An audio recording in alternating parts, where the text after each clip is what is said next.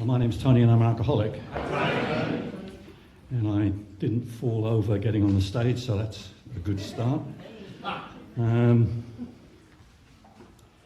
So step 6 and 7. So thinking about what Chris said last night about the first 103 pages. 50% is on step 1, which leaves most of the next 50% for the other 4 speakers. And I've been generously given 2 paragraphs to talk about for 45 extremely long minutes. So I realised this a while ago after I realised the ambush that had been prepared for me by my sponsee.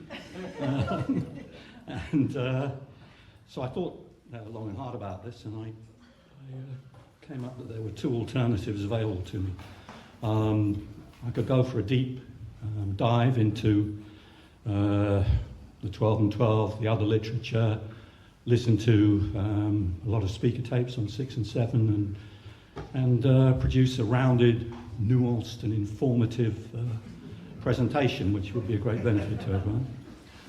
Alternatively, I could wing it and speak extremely slowly. Guess which one I chose. All right. So, right now, thanks so much to everyone for putting this on. It's been fantastic so far, just the most wonderful experience, and very grateful to you all for I know how much hard work everyone's put into it, and it's been a great experience. Thank you.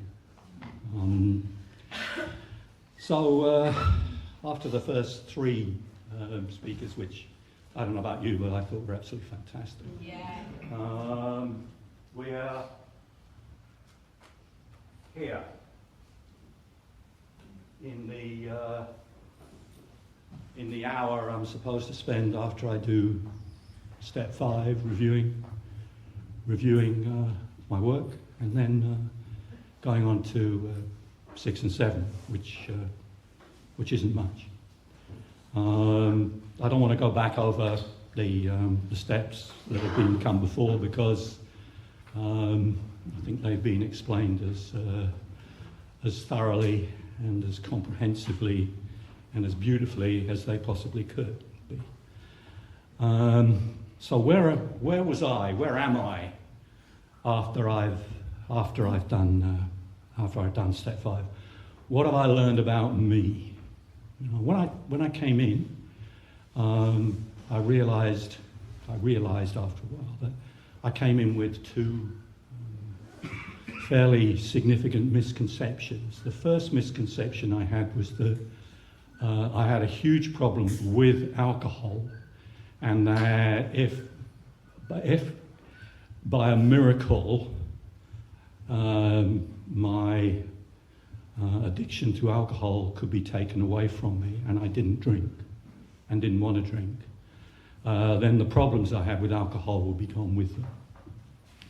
And very soon after I came in here, first meeting, the obsession went away. And I didn't drink after my first meeting because I didn't want to, I didn't need to. But to my amazement, nothing else happened. What I'm told is that the mind I bring into AA doesn't change when I stop drinking. And I realised that alcohol wasn't actually the problem, although it was a huge problem. I mean, it was ruining my life, ruining me physically, but it wasn't the problem. Alcohol was the solution. Alcohol was what I treated my illness with. And when I stopped taking the treatment, I'm left with the alcoholism and all the symptoms of alcoholism. So that's the first great misconception. The second great misconception was that I was absolutely convinced that there was something wrong with me. there is definitely something wrong with me. I'm having terrible trouble in any relationship. I'm ruining everything. My mind is shocking. And there's something fundamentally wrong with me. I'm different, and I'm sort of separate from everyone else. I can't have relationships. And I believed that if I could only unravel the enigma of me, if I could only understand why I was like this, in that insight and in that understanding would come change. And I do step 5. And I do it as thoroughly as I possibly can. And I do all the 4 columns. I see what's happening, how it's affecting me, what my part in it is. I see that I'm the architect of my own misfortunes. I have complete clarity on what the problem is with me, what the illness is with me. You know, I went to a psychiatrist for a long time and paid him quite a lot of money to listen to me lie to him for 50 minutes a week. You know? And we never, until right at the end, we never actually broached drinking. I didn't think it was important. Daddy was very important. So I'm left with this complete and utter accurate picture of me after I've done step 5. I'm never going to have any more insight into me than I have looking at that piece of paper and seeing where I am. But that insight did nothing. That insight didn't precipitate any change in me. You know, I'm selfish. I see that I'm selfish. I'm self-centered. I'm egotistical. I'm manipulative. I'm obsessed with other people's opinions of me. I don't like myself. I don't want you to see the person I think I am. I can't have a relationship because I'm pretending to be what I'm not. My self-worth seems to depend on you approving of the person that I'm pretending to be, and somehow that seems to be a plan. And I wonder why I have a problem in every relationship when I'm never prepared to show myself to anyone, because I don't want anyone to see the person that I think I am, because I'm sure you'll reject me, and I can't stand the thought of rejection. I can't stand the thought of disapproval. So anyone who's having a relationship with me is having a relationship of an act. So how can I have any intimacy with anyone? Because they may like what they see, but they don't like me because I don't like me and I'm not showing you me. So I see all this. And it's distasteful to me. It's distasteful to me. I don't like what I see there. I want it to change. I'm prepared for it to change. I don't want to go on like this anymore. I can't go on like this anymore. But what am I going to do about it? You know, what am I going to do about this? So, what do? I look at step 6, which is, I look at the big book on page 76.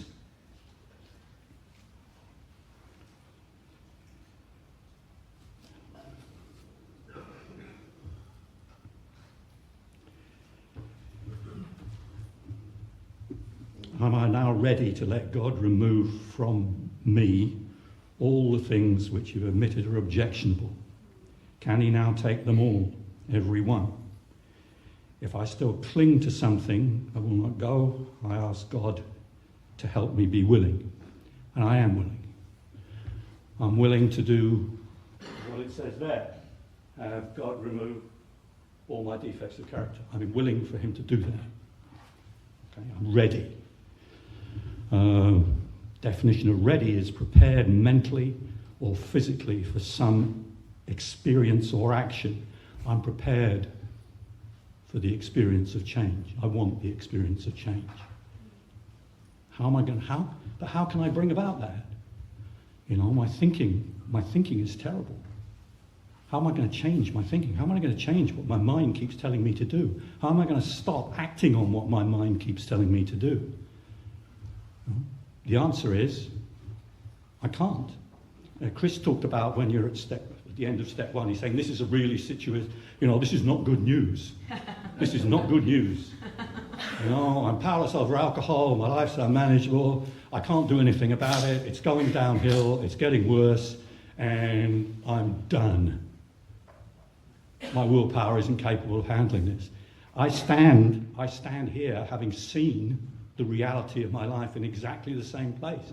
My defects of character are killing me spiritually, killing me emotionally, forcing me to do things, desperate to change the way that I feel, looking for alcohol to change the way that I feel, looking to manipulate people into relationships the way that I have to change the way I feel, looking for money to change it, always trying to find something to change the way I feel because I feel like crap all the time.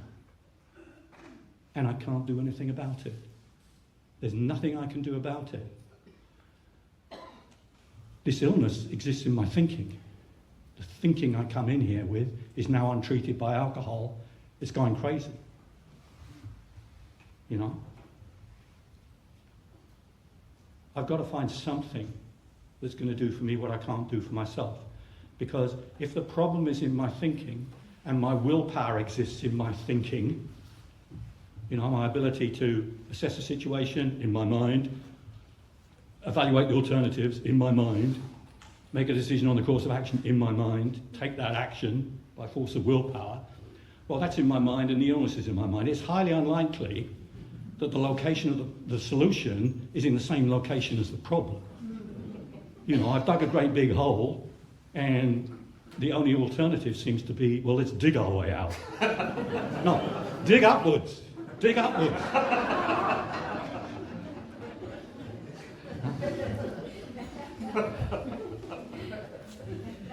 Okay, so what do they mean by defects of character? You know, we say defects of character. So the definitions I latched onto, which I like, are traits of behaviour which create significant obstacles in a person's life. Harmful coping mechanisms, ancient coping mechanisms. How did I cope with my highly critical father, right, when I was 6? How did I cope with his anger when I was 6? Right? Now let's use that now and see how that goes. You know, I have coping mechanisms which were rooted in whatever, which I can't change, haven't changed, and are totally inappropriate to what's going on around me now, but I can't do anything about it. I'm just as trapped in my defects of character as I was trapped by alcohol. If it's my willpower against my selfishness is going to win 100 times out of 100, just the same as if it's my willpower against the next drink's going to win 100 times out of 100. If it's just me, I'm done. I'm basically at step 2 on my defects of character. Either there's another source of power, or this is as good as it gets, and worse.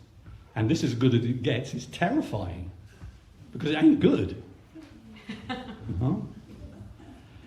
Big Book says, defects of character are flaws in our makeup which cause our failure.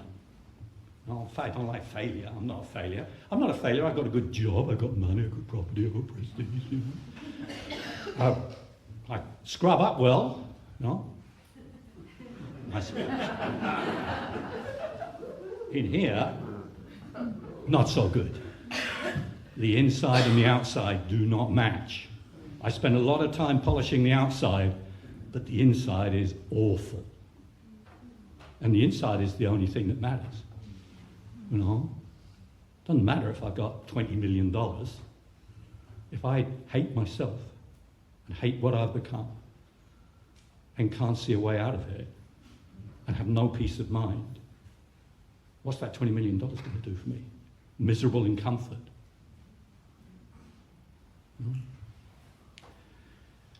And it says that all of these defective characters stem from one source: self-centeredness. Me. Me, me, me, me, me, me, me. Think about me all the time. How am I feeling? How am I feeling? What's going to make me feel better? How can I get what's going to make me feel better? How can I get what's going to make me feel better now? Oh, okay. What else is going to make me... On and on and on and on. Constantly looking inside at me, trying to get some peace, trying to get some relief. It's exhausting.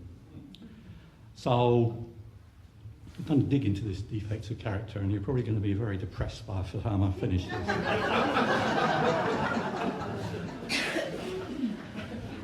I am. They include lying, yep, all forms of denial, maximizing, rationalizing, blaming, yep. Grandiosity, no. Yeah.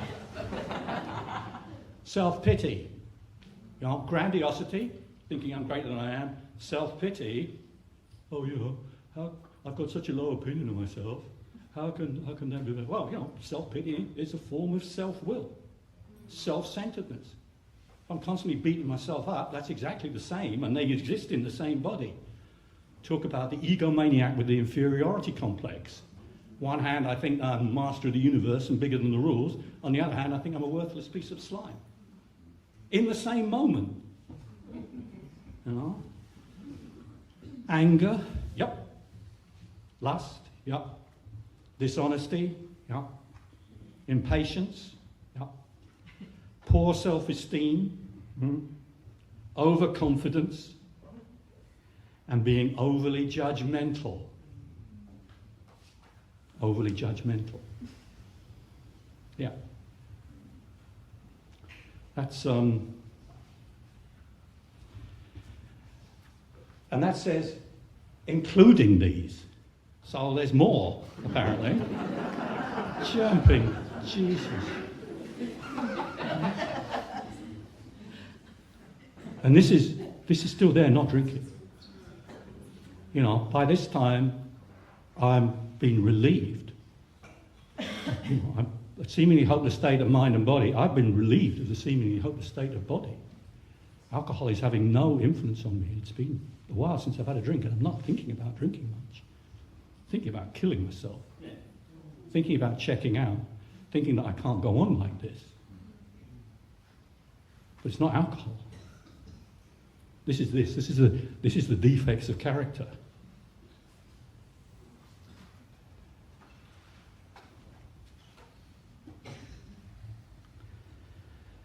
And the 12 and 12 says, since most of us are born with an abundance of natural desires, it isn't strange that we often let these far exceed their intended purpose. When they drive us blindly, or we willfully demand that they supply us with more satisfactions or pleasures than are possibly due us, I don't know what that would be. You know, what's more satisfaction is possibly due me? That would be all satisfaction. That is the point at which we depart from the degree of perfection that God wishes for us here on earth. This is the measure of our character defects, or if you wish, of our sins. If you're not happy with the word sins, character defects is fine. You know?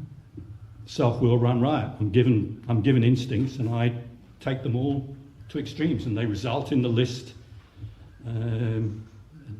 that I've just said there. And finally, it's been talked about before, but I'll go through them again just to rub it in as hard as I can. The bedevilments. We had to ask ourselves, we were having trouble with personal relationships. Yep. We couldn't control our emotional natures. What the hell they mean by that, I don't know.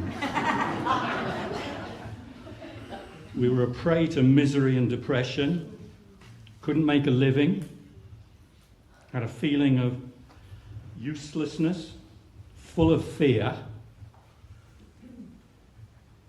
We were unhappy. We couldn't seem to be of real help to other people because I didn't really care. Was not a basic solution of these developments more important than whether we should see newsreels of lunar flight? Of course it was. So that's where I am. Here.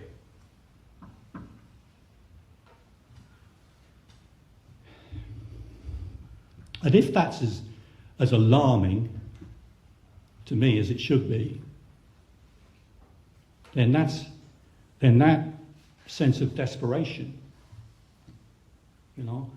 I've had step 5 gives me the diagnosis of my problem. I see the diagnosis of the illness, It's not the cure. I have a bad stomachache, it gets worse. I get an ambulance, it takes me to the hospital.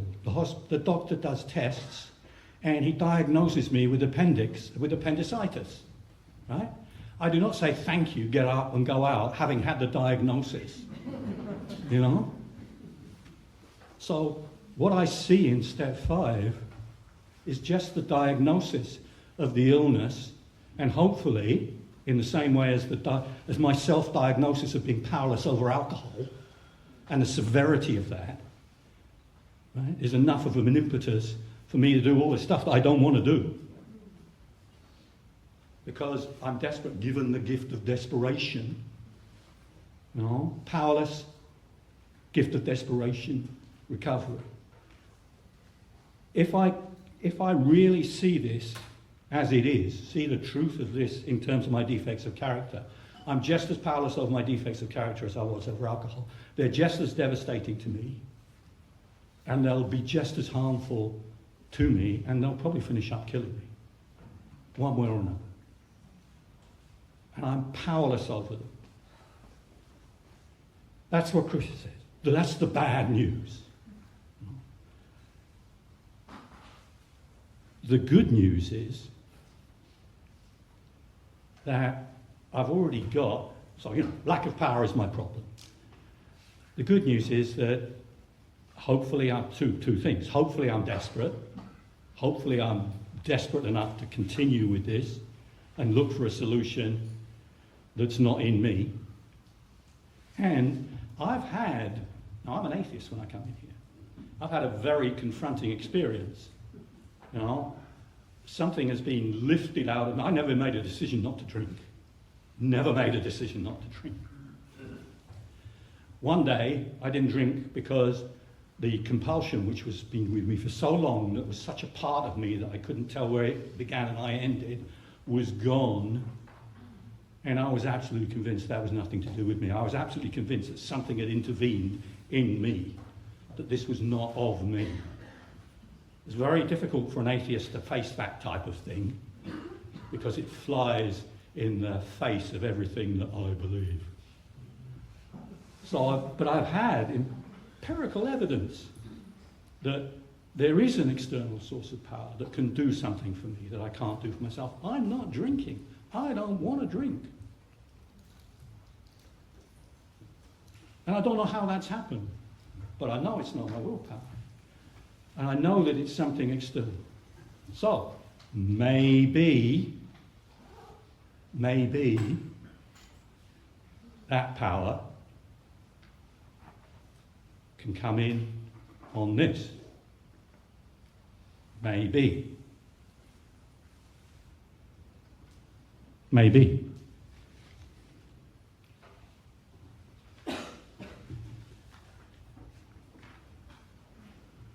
So just a bit about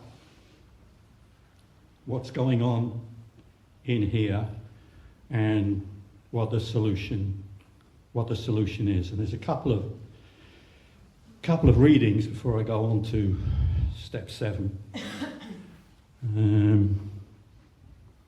So when Roland Hazard met Carl Jung,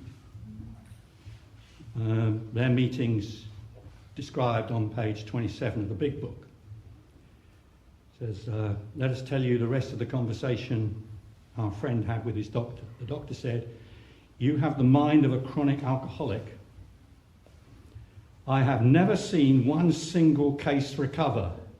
I bet that was a great moment in his life. Where that state of mind existed to the extent it does in you. Our friend felt as though the gates of hell had closed on him with a clang. And he said to the doctor, is there no exception? Yes, said the doctor, there is. Exceptions to cases such as yours have been occurring since early times. Here and there, once in a while, alcoholics have had what is called vital spiritual experiences. To me, these occurrences are phenomena. They appear to be in the nature of huge emotional displacements and rearrangements. Ideas, emotions, and attitudes which were once the guiding forces of the lives of these men are suddenly cast to one side, and a complete new set of conceptions and motives begin to dominate them. In fact, I've been trying to produce such emotional rearrangement within you. With many individuals, the methods which I have employed are successful, but I have never been successful with an alcoholic of your description. Never. See, the interesting thing is that Jung there identifies exactly where the problem lies and exactly what the solution is. You know, it exists in my mind. I need a new mind. You know, my thinking is the problem. The way I think, the way I react is the problem. And the only solution is a change, a complete and utter change in my thinking, in my old ideas. In my old ideas. My ideas have to change. I'm not going to go forward into other steps, but step 9 promise, my whole attitude and outlook upon life will change. What's my attitude and outlook upon life? This, my thinking. You look at the book and all the promises, so many promises after all the steps, not just step 9, tell you what's going to happen if you do this. Not one of them, and I don't know, someone counted them once. Did you count them? No, hundreds of them. And not one of them has to do with anything external. Every single promise that they say, step 4, step 5, step 9, step 10, all of the things they say will happen are about changes in my head. You know? For instance, fear of financial insecurity will leave me. Does not mean do this, Tony, buy a lottery ticket, I'm arranging for you to win it. You won't have to worry about it anymore because you'll have lots. No, my attitude to money will change. My thinking about money will change. All of them, all the hundreds of them, only have to do with changing what goes on inside my head. Or having access to a power that can change what can go on inside my head, because it's pretty apparent to me, I don't want to think like this, so what? There's a story in Freedom from, at the back of the book, in Freedom from Bondage. It's a great story. And the woman there says, the mental twist that led up to my drinking began many years before I ever took a drink. For I am one of those whose history proves conclusively that my drinking was a symptom of a deeper trouble. Through my efforts to get down to causes and effect conditions, I stand convinced that my emotional illness has been present from my earliest recollections. I never did react normally to any emotional situation. I never did react normally to any situation from as far back as I can remember, before I took my first drink. First drink changed that, made it better. The medical profession, Jung, will probably tell me that I was conditioned for alcoholism by the things that happened to me in my childhood. And I'm sure they will be right as far as they go, but AA has taught me that I am the result of the way I reacted to what happened as a child. What is much more important to me, AA has taught me that through this simple program, I may experience a change in this reaction, the change that Jung's talking about, the change in the way that I react, the change in, this is happening, it's a saber-toothed tiger, run. This is happening, it's a rabbit, shoot it. You know?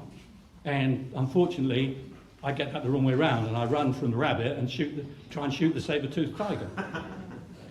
Taught me that through this simple program, I may experience a change in this reaction pattern that will allow me to match calamity with serenity. What's matching calamity with serenity? Giving me peace of mind. Peace of mind. What don't I have? Peace of mind. No peace of mind. No peace of mind. So, I do step 6. Entirely ready to have God remove all these defects. And I'm entirely ready to have God remove all these defects of character. So I move on to step 7. Step 7 says, humbly ask him to remove our shortcomings. What's the difference between shortcomings and defects of character? Nothing. Bill didn't like to repeat himself. He was a business writer and he thought it was lazy. So he keeps on finding synonyms if he's got the same thing repeated twice.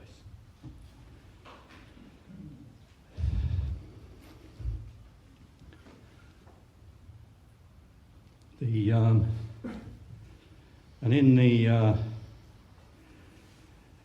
the big book, it expands on this a bit. When ready, we said something like this: my Creator, I am now willing that you should have all of me, good and bad. I pray that you remove from me every single defect of character which stands in the way of my usefulness to you and my fellows. Grant me strength as I go out from here to do your bidding. Amen. We have now completed step 7. This is different from that.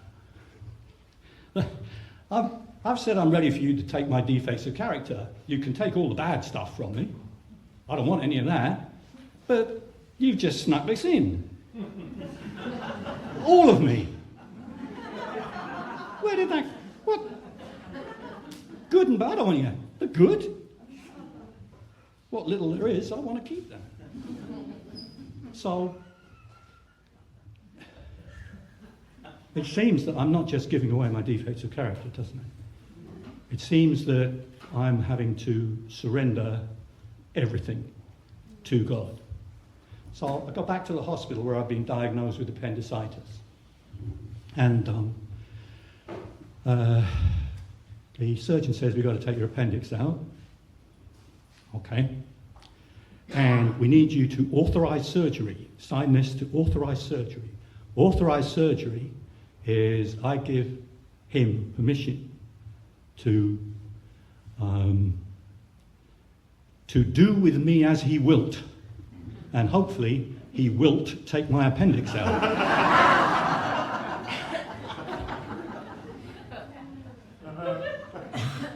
But I surrender my body and my life to him in that moment.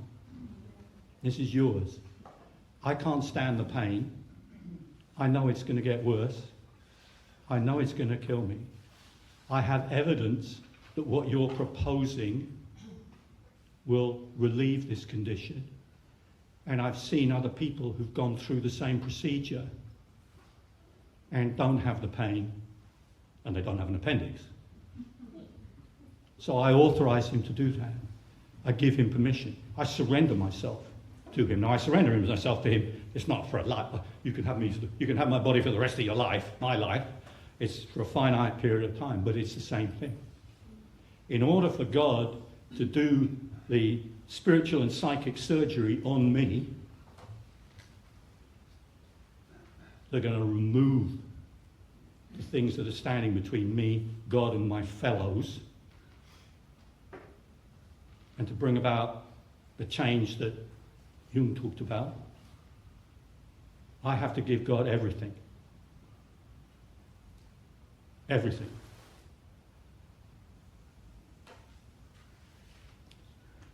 The other interesting thing about that prayer, when I look at the third step prayer, is that this has one difference.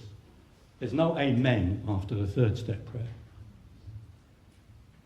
Third step prayer is aspirational. If the third step prayer brought about any change, brought about the change we're talking about in that, if making a decision to return my will and my life over the care of God as I understand him, was brought about in the third step, it would say, and did it And then there'd be no more probably step 12. You wouldn't need any of the others. It's aspirational. This is what I want to happen.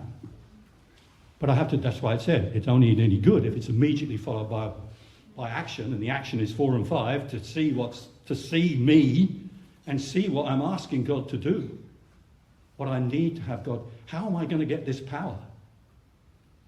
How am I going to get this power? How am I going to surrender? Well, I have to surrender all of me, good and bad. Here's my life. Here's my life. You know, and they talk about this in the book. You know, I need a new manager. I need a new manager of my life.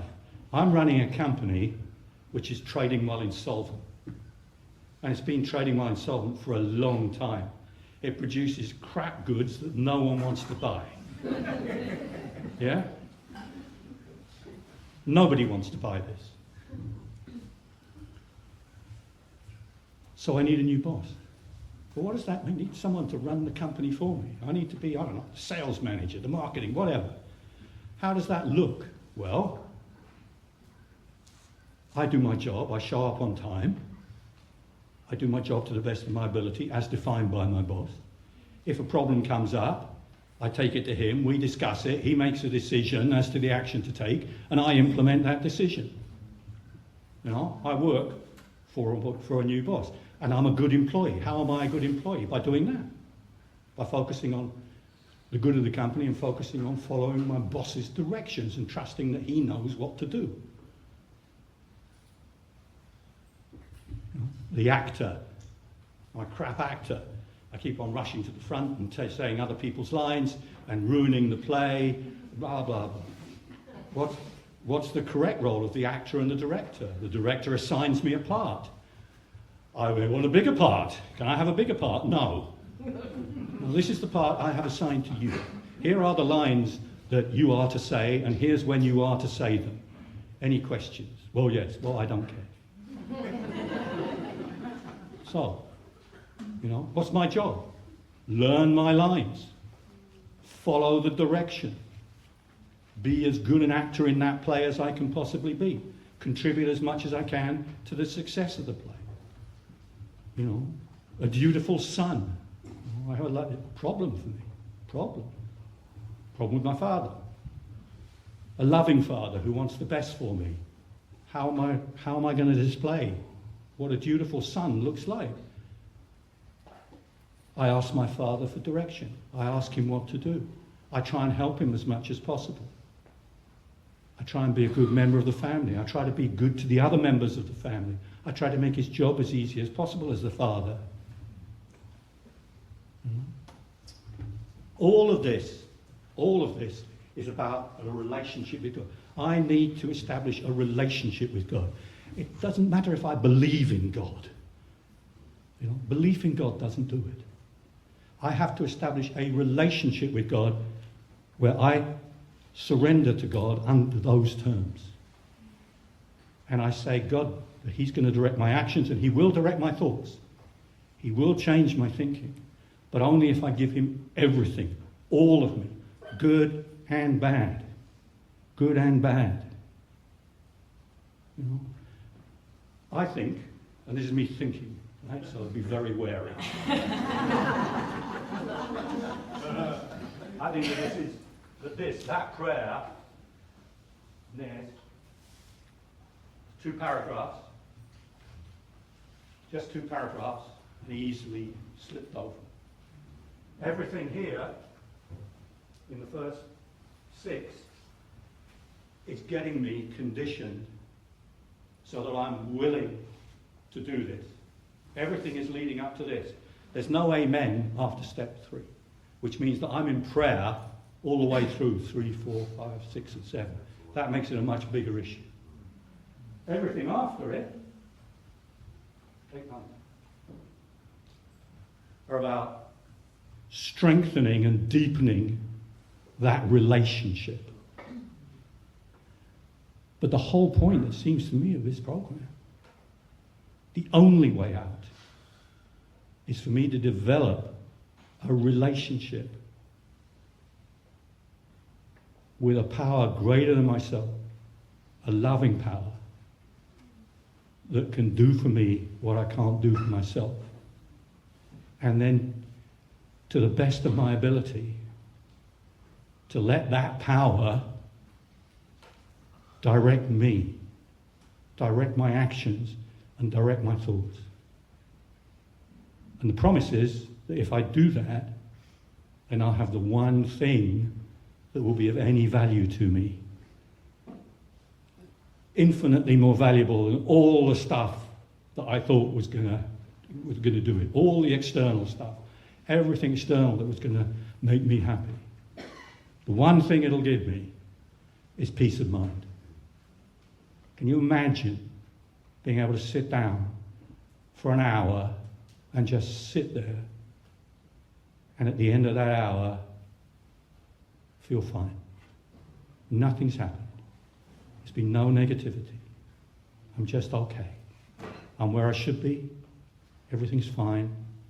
And everything will continue to be fine as long as that relationship remains at the center of my life and is more important than anything else in my life. So, thanks very much for letting me share. I really appreciate it.